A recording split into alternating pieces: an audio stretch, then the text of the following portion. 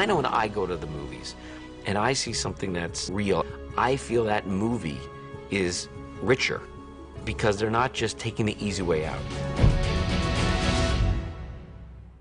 Every location in this film is rich with American history. Here we go, stand by, we're rolling.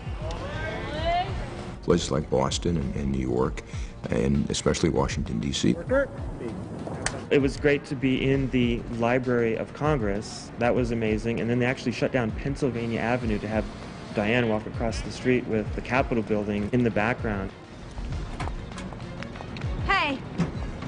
Oh, it's you. We used the National Archives, we used the Washington Monument, we used the Lincoln Memorial. And then to go on from that to Philadelphia, which has an enormous amount of history there. It was in 1846, on George Washington's birthday, that the final... You can't do a film saying history's real, these events are real, and then fake the whole thing. I wanted to shoot in every one of these national landmarks we went to. There it is. All right, I'm gonna go down there, and you meet me in the signing room. One of the huge treats making this film was being able to go into the steeple, into the belfry of Independence Hall, and to stand where the Liberty Bell stood, and not to do some Hollywood lie with all of it, but to really be there. Oh, what bell is this? It's a Centennial Bell. Replaced the Liberty Bell in 1876. And when you think of like the important places and the important places in history, it's kind of incredible to me, standing in the room where the Declaration was in fact signed by all the founding fathers that were there.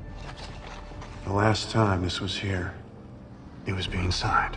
And I thought, wow, it's amazing how young our country is and how important this place is. Action! We filmed the rooftop chase in Philadelphia, which was a very smart sort of Hitchcockian type of roof chase, which, you know, for me, it was special, you know, having Nick up top there running around and climbing scaffolding and all that. And we ended up with a pretty exciting sequence. Enough, man! Give me the document. You know, there are many things that are fascinating about this country. You know, I don't have the pretense to say that I know everything of it, but just how this country started is pretty fascinating, you know, and just seeing the history of making the Declaration, writing the Declaration, how it came together. It's an exciting film that you know, draws in people by the history in it. Oh, sorry, sir. Excuse me. Okay. A lot of it really had to do with the locations and really trying to make sure that we sort of established where we were in each place, because it was so important to the story to feel like we were part of that. When you go to Philadelphia, you go to Boston, you go to Washington, D.C., and you see that this stuff really exists. That was what was inspiring us in the style we wanted to tell the story. Benjamin Franklin invented something like these. I think he invented these. Yeah, I like that one. I'd never been to Washington, and I'd never been to Philadelphia.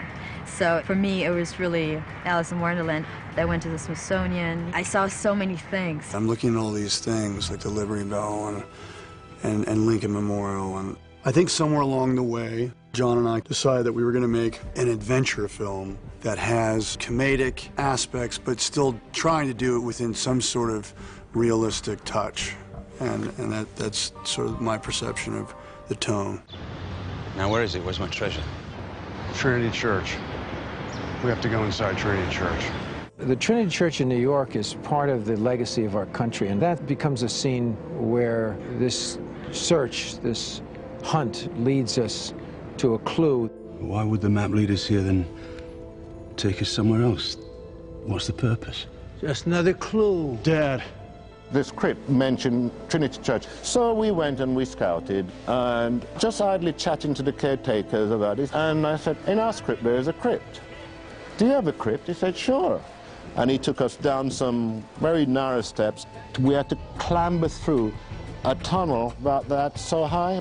So we crawled along it and went into another chamber, and there it was. There were more niches and openings in the wall with what I can only call, not coffin, crates.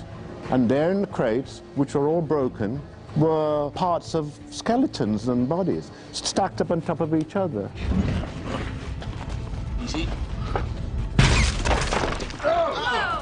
And we were kind of thrilled, actually, because it wasn't the script.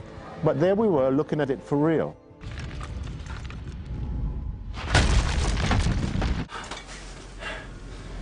You have a cell phone I could borrow? And cut it. Does it matter when the audience sees it? I hope so, but it really matters to the filmmakers and to the cast. It's quite interesting, and they've made a very beautiful story that doesn't give you a history lesson, but along the way you find you're kind of connecting to the Founding Fathers, and that's fun. I did feel steeped in history. We've kind of captured the country in the film. So you get a little sense of history, but it's a fun part. We're not giving you a history lesson by any means. We're entertaining you.